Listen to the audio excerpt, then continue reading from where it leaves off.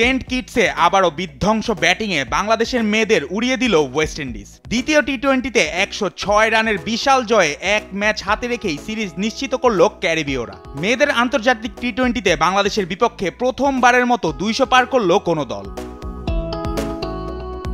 Warner পার্কে আগে bat করে 6 উইকেটে 201 রান তোলে ওয়েস্ট ইন্ডিজ। ব্যাটিং তাণ্ডবে নেতৃত্ব দেন ওপেনার কিয়ানা জোসেফ ও ডিয়ান্ড্রা ডটিন।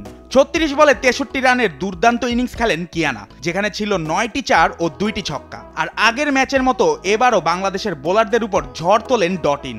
মাত্র 20 বলে করেন 49 রান, হাঁকান 5টি বিশাল ছক্কা। রান তারায় ব্যাটিং ব্যর্থতায় আরেকবার মুখ থুবড়ে পড়ে বাংলাদেশ।